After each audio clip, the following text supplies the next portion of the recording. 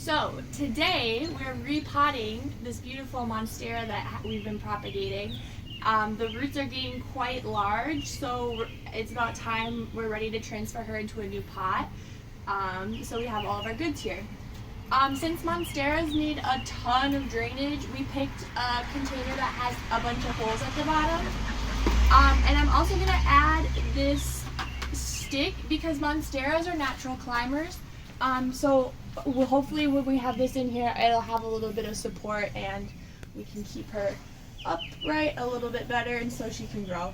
So the first thing I'm going to add is some of this mulch. You can use like orchid bark or pine bark or any mulch really. Since Monsteras need a ton of drainage, chunky mulchy stuff like this is kind of perfect for your bottom layer. So I'm going to add that in here on the bottom. So then we have our chunky bottom layer in here, and this is going to be like our drainage level. I still want to add like some more gravel just because Monsteras grow in like some really dry, well, I guess humid tropical environments, but these are literally fish rocks Yeah. for an aquarium. I didn't want to go get new gravel, so any rock will really do. Alrighty. And then we'll go in with our rocks. I'm just going to mix these up a little bit so that these lasers are kind of, again, have a lot of texture for a lot of drainage to happen. I don't want all my rocks to fall through the holes on the bottom though, so just the top layer I'm going to mix up a little bit. And then I'm going to add just a little bit more.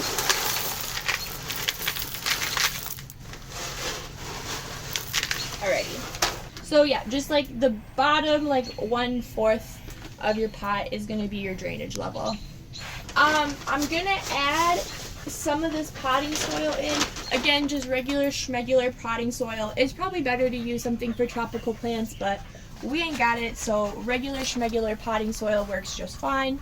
Okay, I'm just going to add that in. Again, I'll toss this top layer just so that it all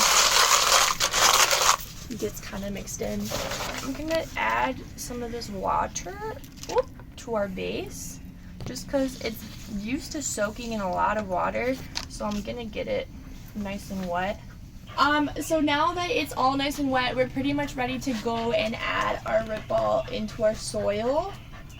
And since these are already pretty much intertwined, I'm not going to try and separate them too much. Okay, so now for the topsoil, we're going to add some of our Miracle Grow here. Again, I don't think the potting soil makes much of a difference. I think we're just going to use a Miracle Grow because that's what we have.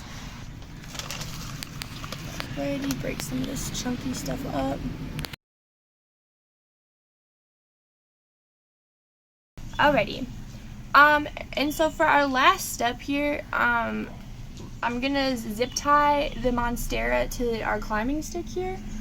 Like I said, they're natural climbers, so it's just gonna flop down unless we have something for it to kind of support itself. So I got some zip ties. I'm just gonna zip tie it to this little stick here without suffocating it. So it's got a little bit more support, hopefully, in this pot. Make sure our stick is supported as well. I think our little guy is good to be growing for a while, but I think I might zip tie him here too. Just because I know he's going to get to growing and get to being bigger. Okay.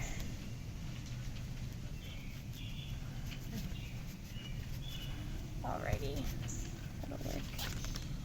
Alrighty. This propagation has been sitting in this mason jar for quite a long time, and I just refill the water. I never take out the sediment on the bottom, so I'm just going to literally pour the rest of whatever water is in here so it's got an opportunity to really kind of acclimate, but then I'm just really going to do a good job of soaking the rest of this plant. Don't be afraid to get it really, really wet and oversaturated at first because this girl is used to living in water. The roots are used to being submerged in water, so just to prevent it from shocking the plant, I'm really going to do a great job of soaking this girl really well. So let's go do that.